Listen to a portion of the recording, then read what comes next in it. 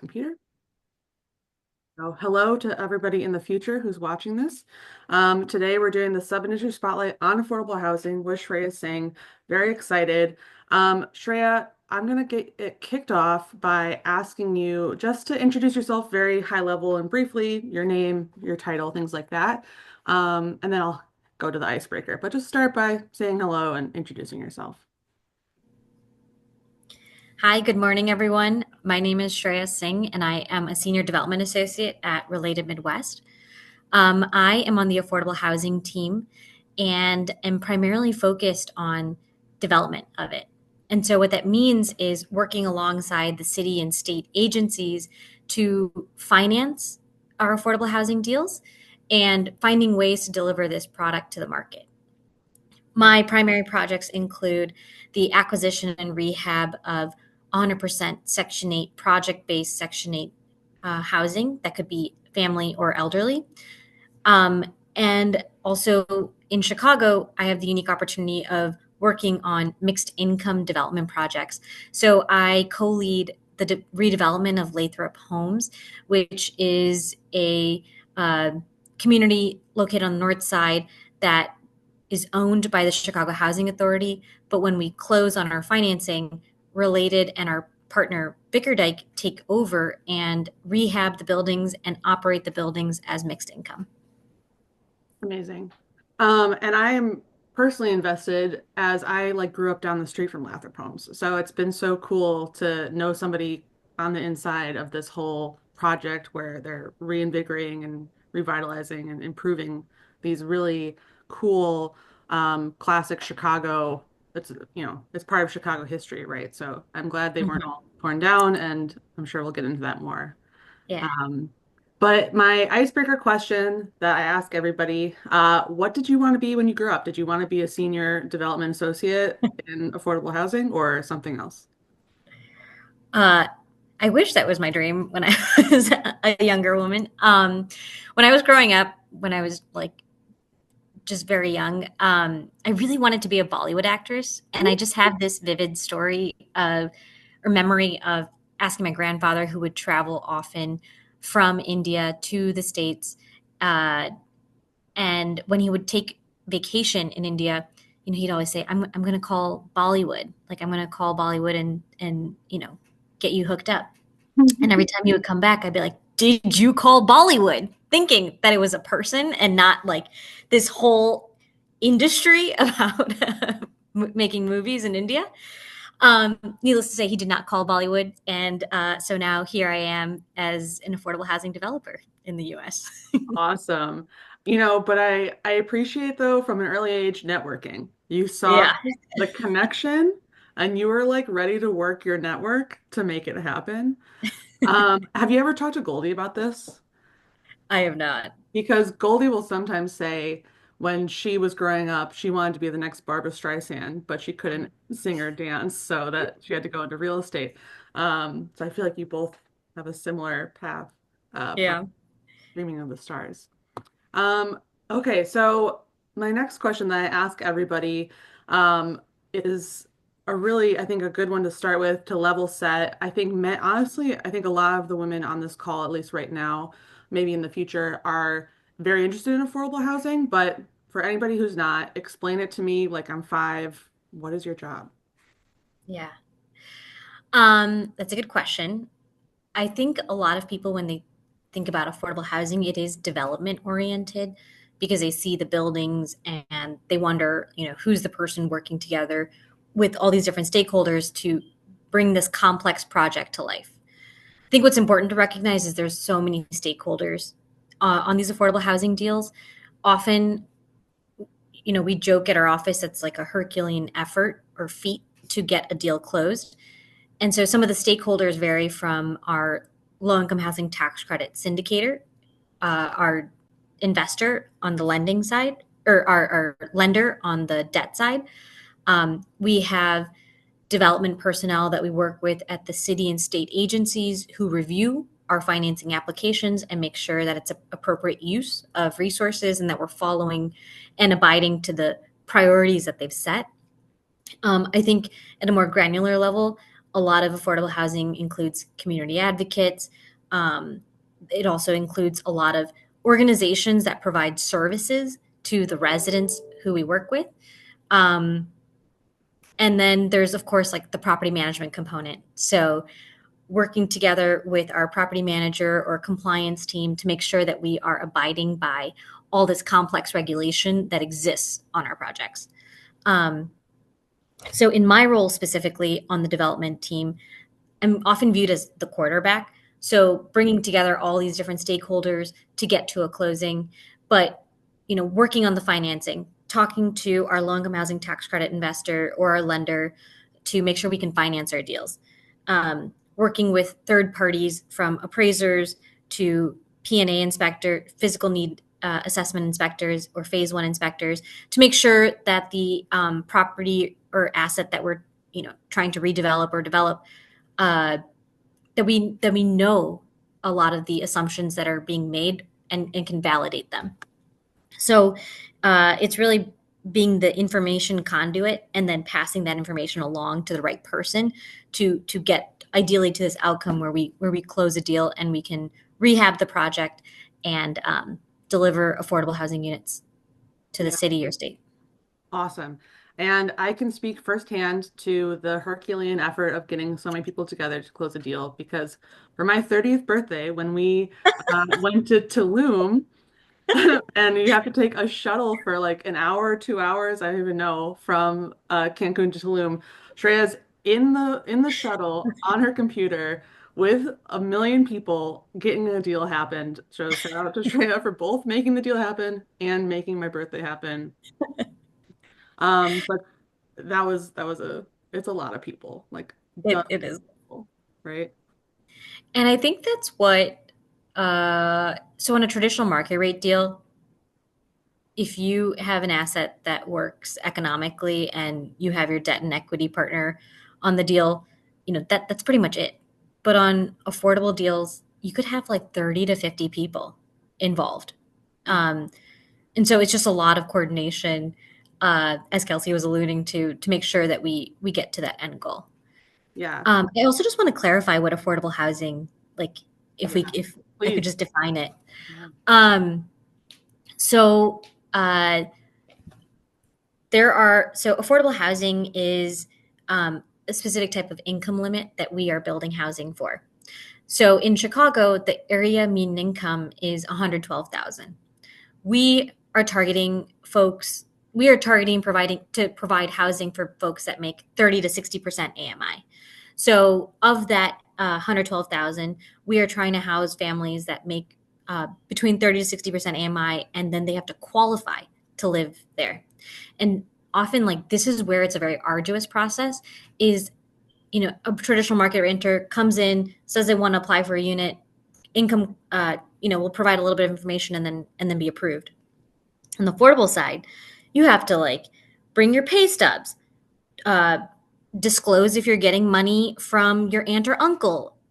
You have to show all your bank account information. And then we have a compliance team that will go through and map out, like, okay, this all checks out. This person makes less than the income limit. They can live here.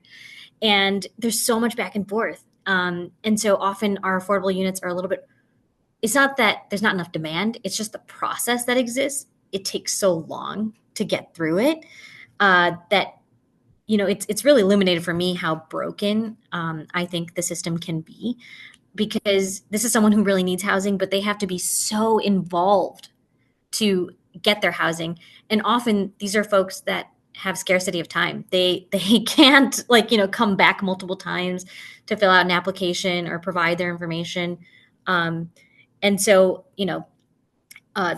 this is a population that we are targeting to get housing for. Thank you for doing that because I don't think she's on the call today, but Jasumi, who's studying at Harvard, she's from Nigeria and came in, she was doing affordable housing in Nigeria, very different than what affordable housing looks like here, because while we say the phrase affordable housing, like lowercase a affordable housing, in the system and what you do, capital A, affordable housing has a lot of rules and it's very Water. specific, even though it sounds kind of like, oh, affordable housing. Like, don't we all want affordable housing? But Yeah, it's super specific. super specific.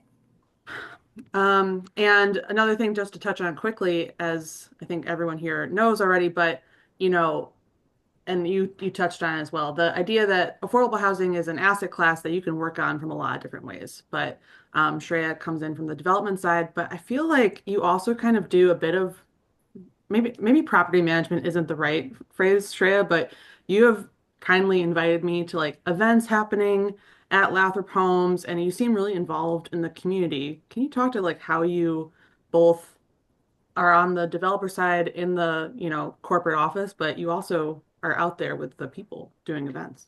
Yeah. I think Related's a really unique place in that sense. So I'll speak to Lathrop Homes first and then the Related platform. So the way that Lathrop was designed or underwritten is that we have a nonprofit partner who provides resident services to the residents who live at Lathrop. So we have a dedicated community organizer whose sole job is to find ways to connect residents to different resources that they need. And also just build community. Mixed income means that you have people who are in public housing, you have people who are in affordable housing, and you have people who are market rate renters all living alongside each other. They are all neighbors, they are all community members. And so finding ways to create, like a harmonious community is important and requires a little bit more intention than, other developments. And so this community organizer is dedicated to helping bridge some of those relationships. She's also developed a resident advisory council and will program events, Kelsey, that like both you and I have attended that are geared towards helping our residents improve their quality of life and finding ways to help them access different amenities or resources that they might not have had access to before. Related Affordable is also a very unique platform because we have a foundation that we can partner with on our affordable deals and work with local nonprofits to provide services to our residents. So while Related is not directly the one providing the service, we do allocate capital to different community groups that surround our properties or different, and it's not just service oriented. It could be we funded a lot of artwork at our communities through the foundation, and it just serves as like a really great way to just continue to build like beautiful housing. That kind, and this is one of the things I do want to touch on at some point, but like the history around public housing, affordable housing has not been that positive. But if we look at today's world, affordable housing is becoming much, much more important, and it actually ranges a group of folks that it touches. It could be like teachers or firefighters or police officers. There's a much wider range of people that are impacted by the need of affordable housing. Hmm. Yeah, let's get into it. So, from when did you start it related? How many years ago? 2019, time 2019. flies. Wow, time does fly. I Holy cow. know, crazy. Um, I mean, so you've been there 6 years almost or about. Yeah. Like what has changed since you've been there? But like obviously wider historical context. Where what are some of the historical trends you're seeing? And I love that you're touching on just a more positive experience, hopefully for everyone involved as well as a wider use case. Yeah. Um, I think I've over the years just become much more aware of all the resources that exist to create affordable housing and all the different stakeholders that are involved. Um, uh, I I think historically, so I can touch on Lathrop Homes and the history that surrounds it because I think Lathrop is such a beautiful project because of how much history is carried within those buildings. It was a community built in 1938 under FDR's New Deal program, from the Public Works Administration, and so they uh, built I think it was like 925 public housing units that were primarily attributed to folks coming back, and it served as like veteran housing. And through the years, the Chicago Housing Authority took over, issued a master redevelopment agreement, RFP, and Related and four other developers in 2010 were selected as the master development team. That was in 2010, and the first building did not get redeveloped until 2017. So, what happened in that time period was a lot of community efforts around advocating for, like, what's the right housing model going to look like? Should it be 100% affordable? There were some folks that said tear it all down, it's prime land, make new housing. And ultimately, the right outcome, and I think it was the right outcome, but it's mixed income. Um, and I think what it also exemplifies is how involved people are in their neighborhoods to advocate for projects like this. Mhm. Um, and I think that that is a historical trend that I see continuing, where if there is a local community meeting happening about an affordable project, I highly suggest that everyone on this call go, because you will hear so many different perspectives of what the project should include, what it should entail. But I think it's so important to show up at those meetings to show support for this type of housing product, because it's so needed. Like if Lathrop had become a 100% market rate project, I think the city would have lost a lot of great history, because those buildings would have been raised and high, like the typical high rises or mid rise buildings would have been built around it. Because a small subplot of the history of Lathrop specifically is that it's built on the river. And so Mhm. even just the history of the quality of the river, right? Like Yeah. before the river was something where you wouldn't want to live next to it because it's gross or it's used for cargo or whatever. And now Right. there's been such a revitalization of the river that all of a sudden this area in like West Lincoln Park is a jewel of potential real Hmm. estate. So I am very happy. I'm with you that it's mixed income and that the housing was saved from demolition. I Yeah. know it's a lot of difficulties that come with that, renovating Hmm. that kind of stuff, but yeah, I think it's very important. Yeah. And you touched like when Robert de Goyer, who was one of the main architects for the project, the Chicago River in the 1920s, as Kelsey was saying, was not an amenity. So the buildings were actually designed to kind of turn away from the river. Mhm. But now, after we've gone through renovation of the North Campus, those are some of our primo units. People love to live on that side of the property. Yeah. Um, I am going to pivot a little bit because there's some other questions I do want to ask you.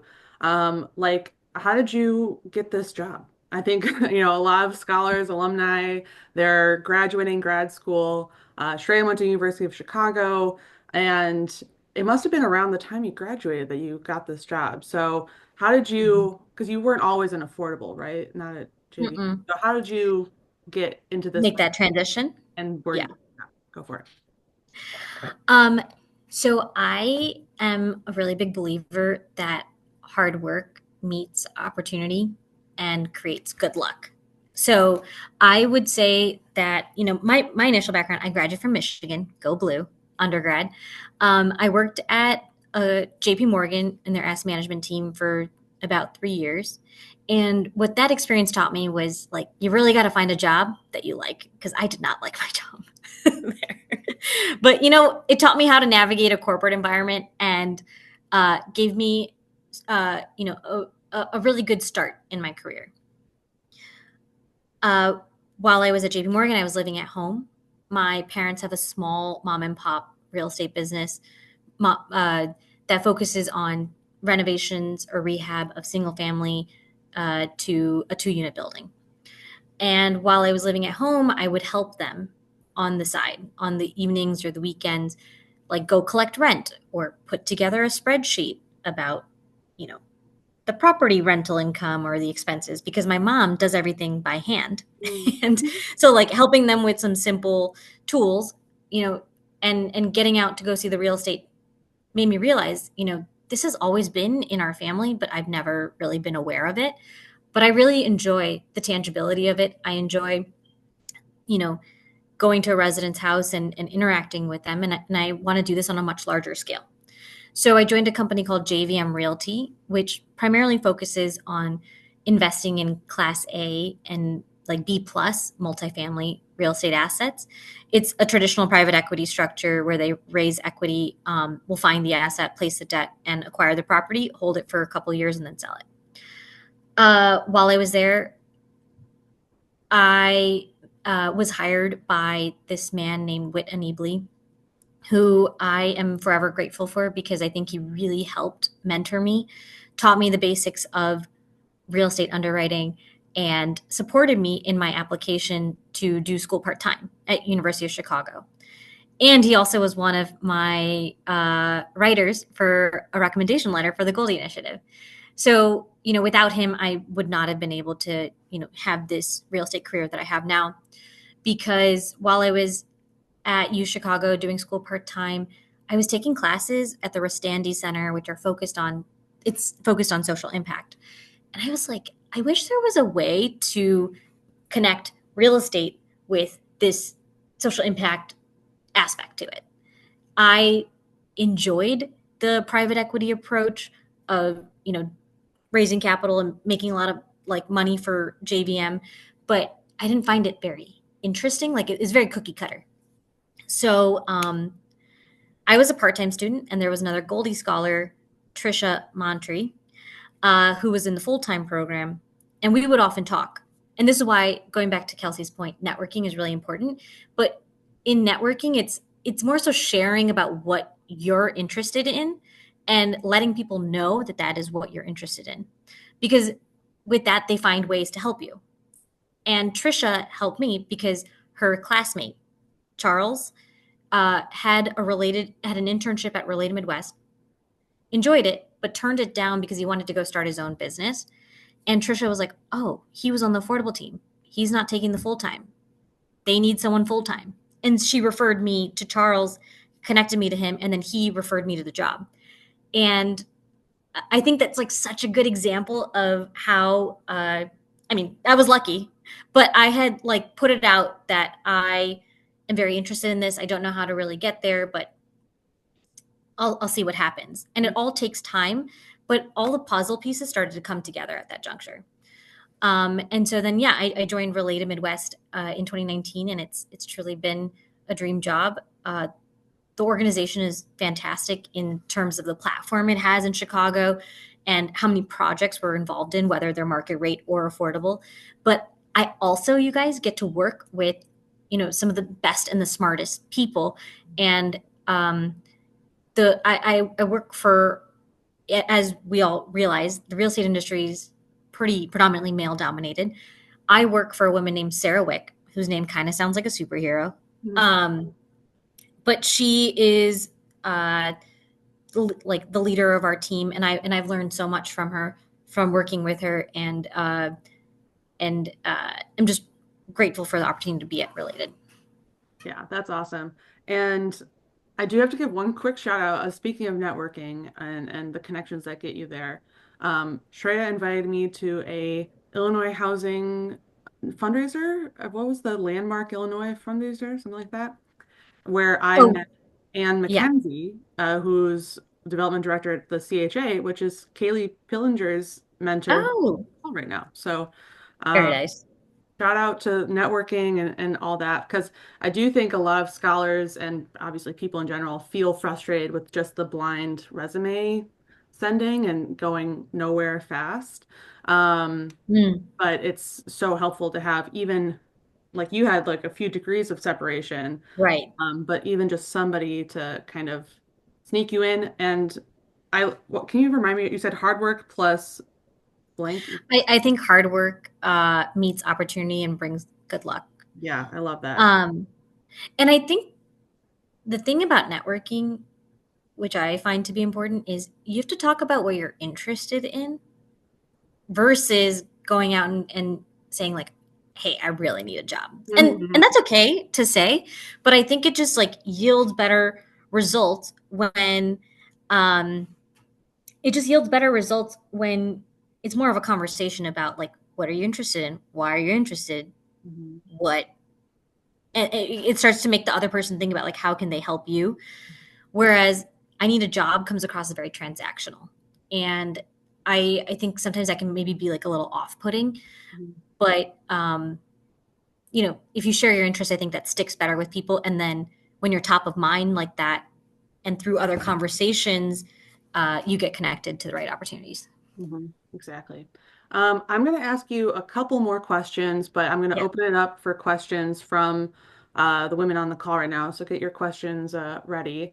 But what are some skills that you think someone could work on if they're trying to become the next QB at Related? Yeah. Either soft or hard. What do you think are something that we could work on to get there? So of course, I think it depends on like what aspect of affordable housing you're interested in. And again, I think sometimes people get tunnel vision that they really like want to be on the development side. But I've talked about it with some other peers in the industry. I think there's so much opportunity for folks to get involved on the lending and equity investing side. Uh, these are areas, or if you're a lawyer, affordable housing counsel, like that's so important. So I think first understanding like what aspect of affordable housing are you interested in, um, and so if it's development, really work on your underwriting, try to understand how models run, and what tricks you can do to generate more equity in a deal to help get it financed. I also think that on the development side, you have to learn how to navigate systems. We like there's so many systems that I have to work within to find more money for my deals, to find that one lawyer at the city or the state agencies who's holding up my deal and I really need it to close. So finding ways to like get stuff done is super important. But I think if you're interested in affordable housing law, like or bond counsel, there are so many organizations that are focused on it, but you have to be very detail oriented. Like learn how to read through documents that can sometimes be like 150 to 200 pages. Um, I think if you're interested in the debt and equity investing side, you know, um, that is where a network is going to be really important because you'll have to be tuned in to who is working on what deal and how can I help bring that deal to my firm. So I think those are some of the key skills that would be important depending on where you're interested in community development. Awesome. And then my last question for now, I can come back to my other list of questions here, but I want to make sure I hit the book recommendation podcast, Yeah. whether it be things that you think would be valuable for professional development or just things you like. What do you recommend? Okay. So I had, yes, thought about this. Okay. I had to look up the podcast name, but I'll start with the book. Um, I think the real estate industry, I think America has a very tough but interesting history with housing. So I have spent a lot of time trying to understand that history. And so I would highly recommend that folks read Color of Law by Richard Rothstein. It is a dense book. It is not your read before bed, but I think if you can chip away at it, it really provides so much perspective on how our housing became what it is today, which I think makes me a better real estate professional because I try to use that perspective to kind of undo or change or modify things that had happened in the past so that it's not carried forward into the future. I also think, this is probably like something that, I mean, Goldie openly talks about making money. And I think that is really important. I think the real estate industry can help you do that. Yeah. Family Properties and Evicted, those are good book recs. Yep. Um, there's a podcast that I like to listen to, which is called My Rich BFF. But I think that's a really good, especially if you're interested ultimately in investing, like taking your real estate knowledge and investing and doing like your own buildings or your own rehab projects. I think understanding how to utilize your own capital and how you can invest that into real estate is important. And I think that podcast does a good job about it. Awesome. Have you read High Risers, the Cabrini Green? Yes, by Ben Austin. Yeah, Austin, yeah. that was wonderful. So, Kaylee, the CHA had issued a request for proposal to redevelop the Cabrini townhomes, I think back in 2020 during the pandemic. And that was a book that I read to try to inform like the way that we thought about redeveloping um, those townhomes. But it's a fantastic book, and Ben did a really nice job on it. Yeah, yeah, agreed. Yeah. Um, I have some other thoughts and questions. I could interview you all day. But I want to open it up. Who has a question? You can either unmute and ask it or put in the chat and I'll read it for you. Can I jump in? Yeah, hey, Keely. Shreya, thank you so much for joining us, and also thank you for the book, Rex. I'm excited to read. I also worked on a RAD development before my current work, and Nice. to your point, I really struggled with just how much work it is for residents to recertify and to participate in democratic processes, all of which have good intentions. But when Hmm. you're limited on time already, that's just another burden that's being added. I'd love to hear your thoughts on like this totally intractable question. I apologize for asking, but are there places where you see kind of like low-hanging fruit of things that we can make easier for residents without sacrificing too much of the overall goal of projects, or ways that we can start to think about making affordable housing easier for the people who live in it? Yeah, that's a great question. And I would love to know what rad deal was that? I worked on the Reed Park Rock deal in New York City. Um, Very cool. yeah, it was a, Let's touch base after because I would love to hear more details about that. But yeah, that'd be great. that's awesome. Um, I think the low hanging fruit is technology. Hmm. Uh, we have spent a lot of time at Related thinking about how does an affordable renter find an affordable unit? You know, if you go to the Department of Housing website, they will have a listing of the projects that they have financed. It will have the address. It will have, maybe the city and zip code that's located in. But then they have like the latitude and longitude of the property. And I am like just shooketh that like that is information that they are posting about. Where is the information about like how many units are available? What is the income limit? Uh, is this unit available? I think like sharing information about that can be so beneficial by just helping connect people quickly.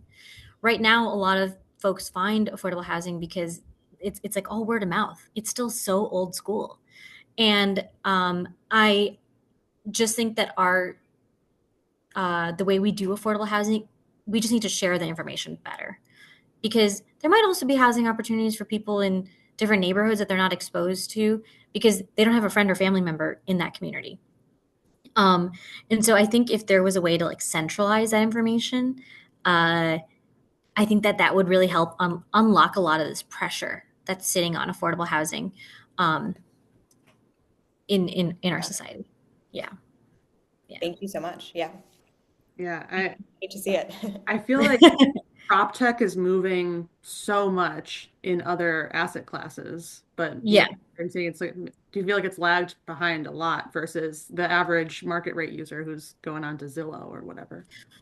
And so like that's the interesting thing. I think when we were evaluating how it looks right now, if you do go on Zillow or Trulia or whatever, and you're looking, it like has a negative connotation on affordable housing because it'll put in all caps like Section 8 housing. And I don't know. Like that just doesn't sit well with me. Mm-hmm. And I like a lot of the affordable housing, maybe in the 70s, 80s, when this was a newer industry because of the low income housing tax credit program, I think affordable housing has changed a lot from what it used to look like to what it is today. And when it's Section 8 housing, all caps, I'm like, this feels like a very negative connotation to me. Yeah, I think you're right. Gabby, are you? Yeah, no, thank you. So, Shreya, I'm really curious to hear what you think is the biggest difference between like doing your own development. And Kelsey was telling me all about your home in North Lawndale and the dilemma of like getting a loan and how difficult it was, and surprisingly difficult, versus you've worked on the institutional side, on the investment side, now on the development side.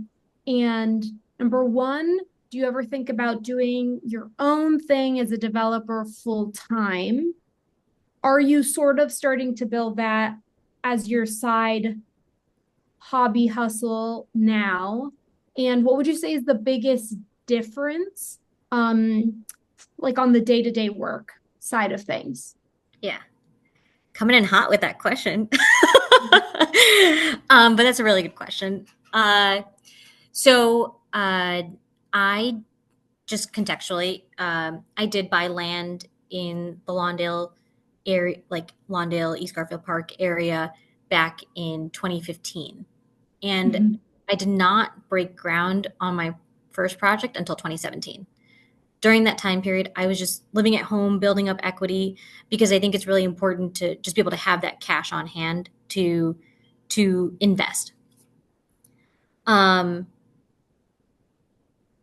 I think for the first project, a lot of I had to go through so many different potential lenders, like misled in certain directions. People didn't want to lend to me because, the question was, how are you going to be able to do this? Like, you're just 25, 27 years old. Like, you don't have any development experience. Like, how is this possible? And I will say that I personally do. I have immense gratitude and benefit from having like a family that has focused on this. That doing new construction was something new for my dad. So my dad and we were able to navigate this by him doing the GC, the general contracting for the development project, and then I was putting the deal together. My mom was also instrumental when I got passed by like over 6 to 7 lenders. My mom finally was like, let me reach out to a bank that we typically work with and see if there's a way that they can lend you the funds. And so I can't discount that relationship was helpful in me getting started because that was the bank that ultimately lent me funds. Um, I think where I am now, I love the institutional investing side. I love the platform at Related. I get to work on really transformational projects in our city. And I don't have that type of impact on this like small 3 unit building that I'm doing. So for me right now, my priority is continuing to work with Related to work on high profile, high impact projects. But yes, down the road, I would love to start my own shop and build it because when you look around the industry, even today, there are not a lot of women who are in that primary position. And that blows my mind because I work with so many women who are VPs or senior VPs, key project managers at all these different companies who are the ones at those firms running the show. They just don't like it's not it's not their company. It's not their show. And so I just think that there's so much untapped potential in the industry about like harnessing uh, the skills that I've achieved and building on this platform from Related and then maybe taking a step forward from there to develop or invest on my own. It is scary though, like especially when you're starting to write your own equity checks. It's not easy, but what I do think I love is it, working in affordable housing. It's a very nuanced skill set. A lot of people don't really know the tools or the programs that are available, and if you can find ways to incorporate that into market rate deals, I think that's where the value proposition comes in. Did I answer your question? Yeah, thank you. But I'm happy to talk offline if you would like. I'm not sure if you're based out of Chicago, but happy to connect you to anyone if you're looking to do deals on the side and help you navigate that. One other thing, Cook County Land Bank is a great place to start if folks are interested in doing projects on their own. Um, because that's a fair way to acquire land. I've done 2 projects with them, and they've been a great partner. Yeah. And Jessica Caffrey, who's executive director, is alumni of our program. So Yeah. she's awesome. And I have to say, another shout out to Shreya and her networking for another mentor, which is Julie Sharp, right? Is that who's Gabby's mentor. Oh, Yep. Gabby, you're so lucky. I love Julie. Yeah, I'm actually working with Lee now, Okay. her team here in Chicago, and I'm also Boothie.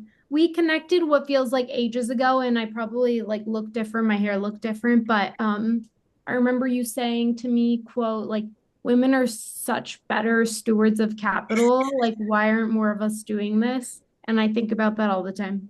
Oh, yeah. Yeah. Thanks. It's good to see you again. Yeah. And Shreya, I was like, I gave Gabby like your whole background. I was like, Shreya's done it and you can do it too. All right, Alice, I see And you you can. come to You can. camera, so I'll kick it to you. Yeah, you touched on this, Shreya, earlier, and thanks for being here. Can you kind of go into more detail or maybe explain it like in a very distinct buckets? When we're thinking about working affordable, can you explain what the differences are when you're underwriting as a developer, as like LIHTC syndicator, and then as on like that side? Like how are these roles different? So you can decide like what you're truly interested in and like what are these components of these positions. Yeah. So unfortunately, I've never seen an equity investor's model or a lender model, but what I do understand is that on the equity investment side, for these deals, the yield really matters for the end tax credit investor. I am certain that the fundamentals of the real estate underwriting remain the same across the board, whether you're in development, equity investing, or debt lending. Um, but I think the best way to get to know those nuances would be to, like maybe working with Gabby to look at like what a lender model looks like, and like happy to put you in touch with someone on the equity investment side to look at that. But I think I'm going to go in a different direction with your question. I think it's like, what are you interested in if you are in those areas? I think if you're on the development side, you have to be very okay with low transaction volume. It just takes a really long time to get these deals done. And like I said earlier, it's a Herculean feat to get it done. There's so many parties that have to come together to close a deal. And so that is something that you have to be okay with. If you're on the equity investment side, like merchants just put together, I think, $1 billion plus in equity. So they probably have had a lot of deals that have just closed. So, their activity is going to be much larger. There's just a lot more activity happening at a shop like that. And then I think, on the development side, we're so involved with the asset and we're still involved with it even after it closes. We have to get it to construction completion and then to operations. So there's like a timeline that's just much longer than if you're on the debt or equity side. If you're okay with closing the deal and then moving on to the next one, that's a good area to be in. So think about like how involved do you want to be with the real estate and what type of transaction volume are you interested in? So because not every developer has this system where you stay on post initial closing. Mm-hmm.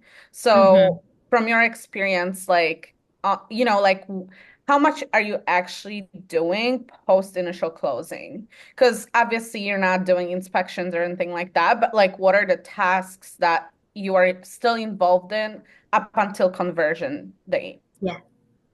So, from my perspective, I actually would disagree. I think that we're still very involved after the deals close because, for example, we have owner, architect, contractor meetings weekly at the site. We'll go walk it, make sure that things are moving along, the contractors are showing up, the architects are responding to the RFIs, and making sure that the pace of the construction project, the schedule, matches what our projected delivery date is.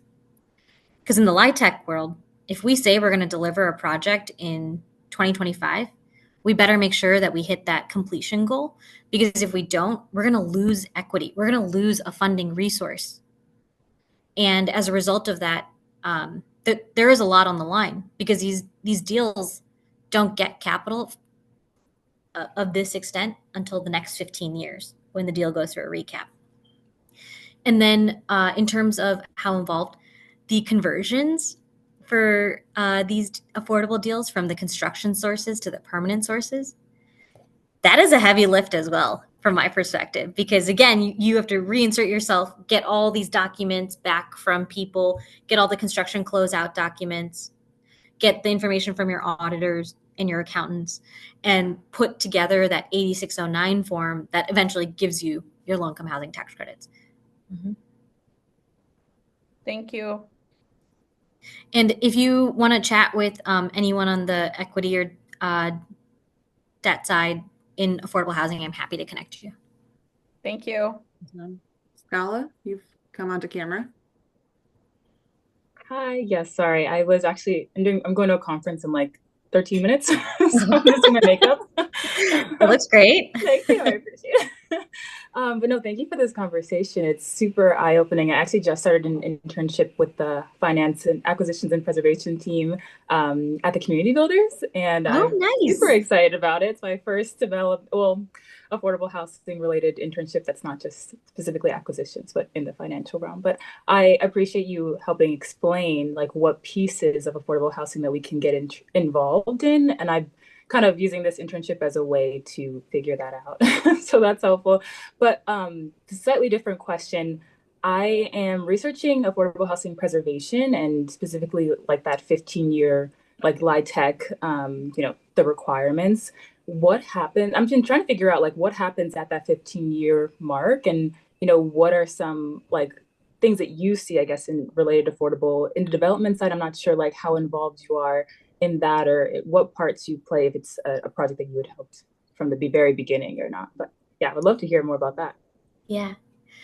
So I think it's really, and congratulations, TCB is a great job. And will be a great platform to work with. Okay, so from my experience, I think it's really important to be a good steward up front at the year one mark and make sure that your construction budget is healthy for the asset. And the reason I say that is because since your income is limited, but your expenses are starting to trend up by the time you get to the 15-year mark, you have to like cut costs, and often you can't authorize like that fire sprinkler to be repaired or like that masonry. Well, fire sprinklers, life and safety. So yes, that would be approved.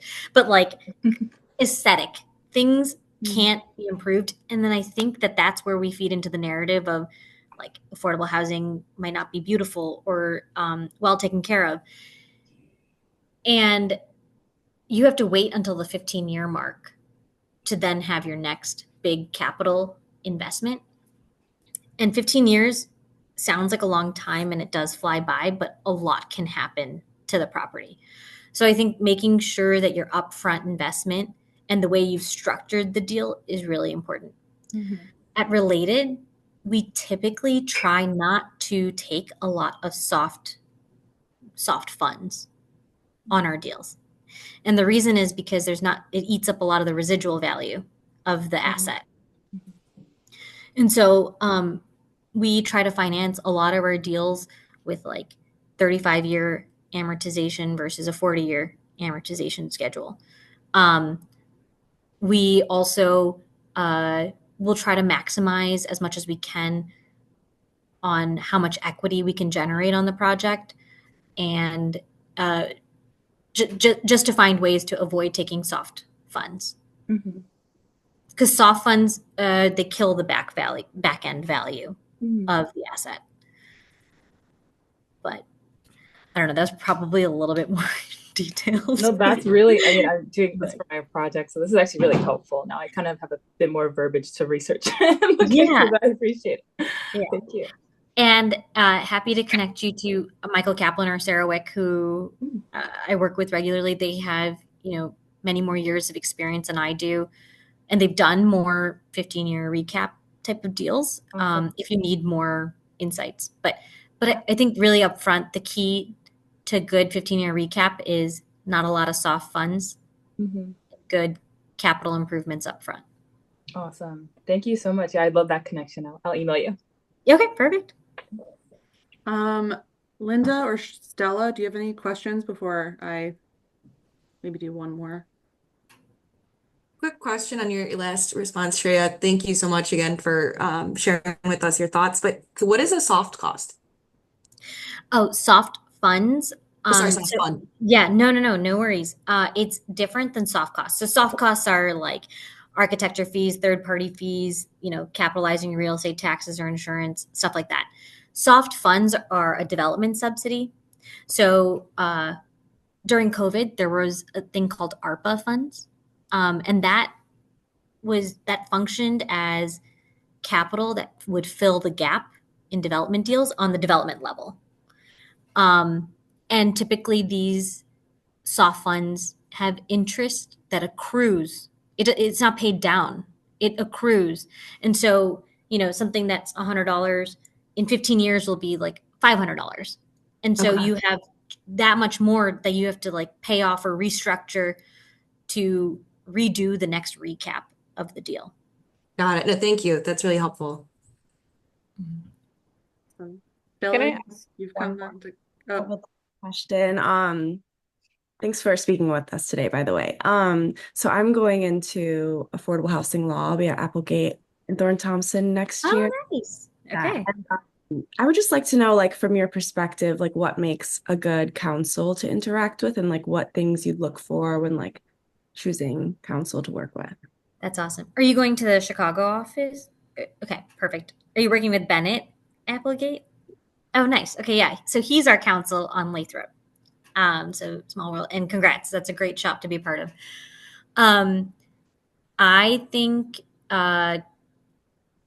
it can be twofold. Mm-hmm. We definitely want counsel that knows all the nuances to the regulations and can coordinate with tax counsel to make sure that our documents are correct. There was one lawyer at Applegate who we adored as a person, but like as a lawyer, he would detail everything to such a degree that I mean, it was good. It was good to know, but it was like, do I need to know this? As a development person, I just kind of want to get through like what are the key risks, what are the deal terms that I need to confirm to you.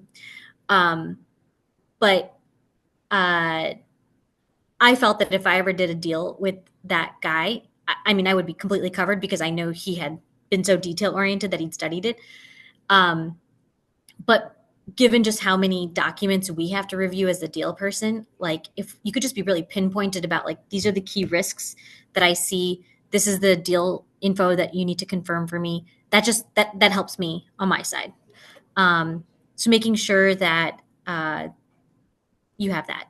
And then I also think it's helpful if you're able to establish relationships with counsel at the city or IDA so that when we are in a pinch and there's a document being held up, you as counsel would have someone that you could reach out to and help on the legal side get the deal closed.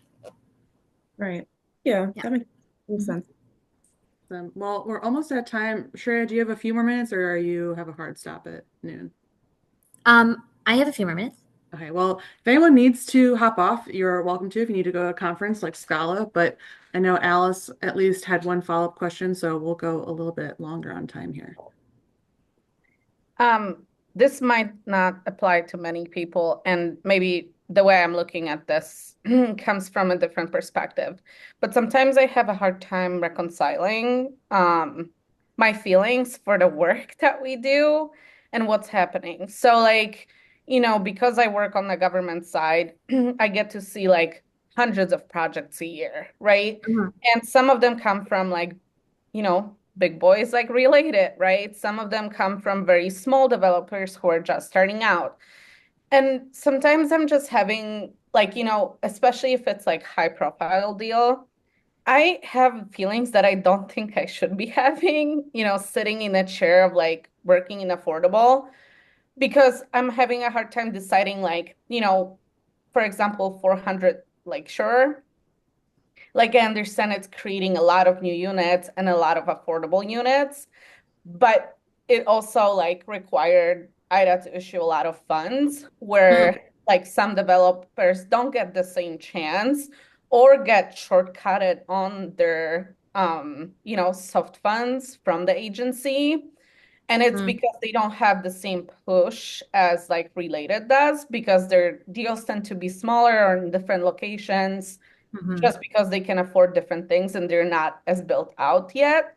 So what's your suggestion? Like, when I'm working on like a deal that it's not that I disagree with it, but I'm having a hard time like deciding for myself, like, oh, at the end of the day, it is, creating X amount of units. So that's good because all these people will now be housed versus, hey, for them, it's just another source of equity, to bring into the project. And once the compliance period is up, they can convert it back to like market rate units, right? So I'm having a hard time kind of reconciling those feelings when I'm working on stuff like that. And I don't know if you have any suggestions of like, maybe I'm thinking of it wrong or, um, maybe changing perspective on that a little bit. Yeah. No, I think, Alice, you sit in a really unique position where you do get to see all these different projects. You get to see all these different sponsors who come and present their projects. I I think the thing that I've been very surprised by in my professional career is the platform and the access to resources. It matters, and it's not equal amongst all these different companies or all these different people. And so I try to focus on the impact that's being created.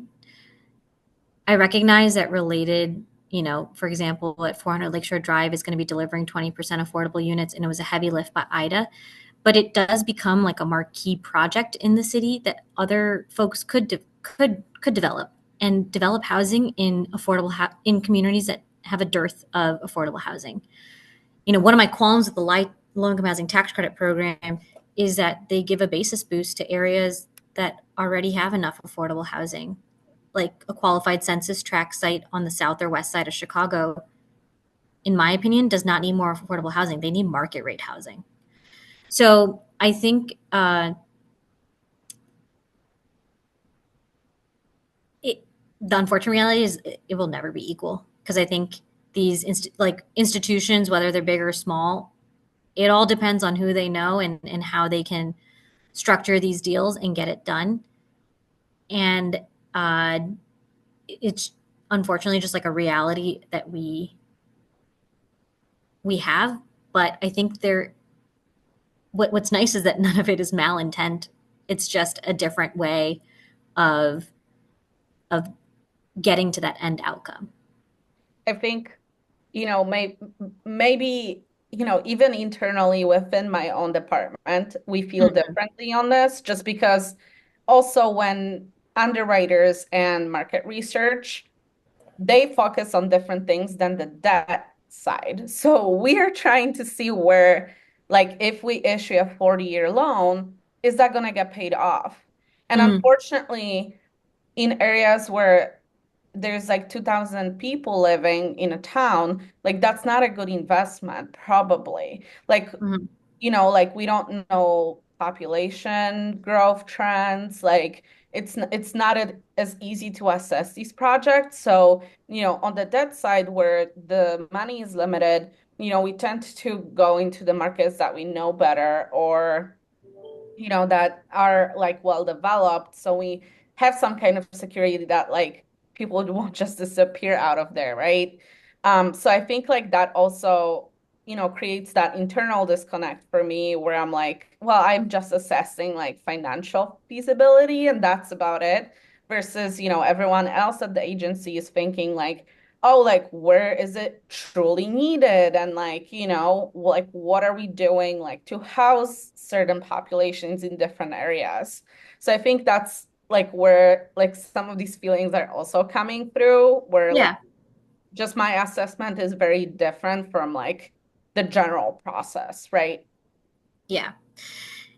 But I wouldn't minimize like the impact you're having, because the financial feasibility it's the key to making these deals happen. Like assessing and evaluating the debt on the property is important, because you don't want a deal to be set up for failure, because if it goes into foreclosure, somewhere Then like the people lose Heartland, housing anyway, right? Like, but like the Heartland portfolio, I think is a very good example.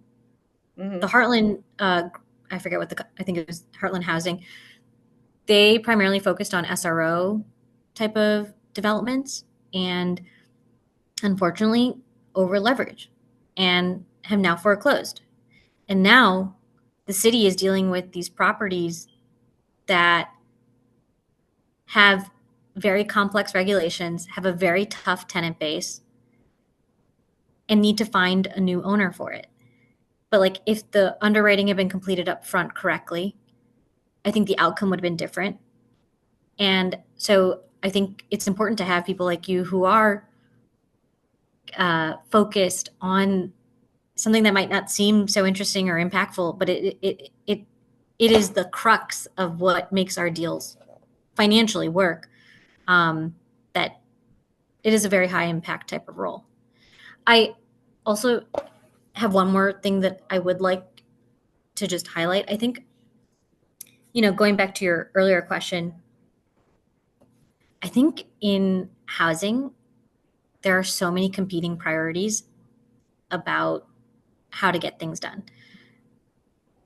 There's an article by Ezra Klein called Everything Bagel Liberalism, which I highly recommend to anyone interested in affordable housing to read, that talks about all these competing priorities. You got to have MWB compliance. Your buildings have to be sustainable. You have to house this. Yes, thanks, Gabby. You have to house this, this population of folks.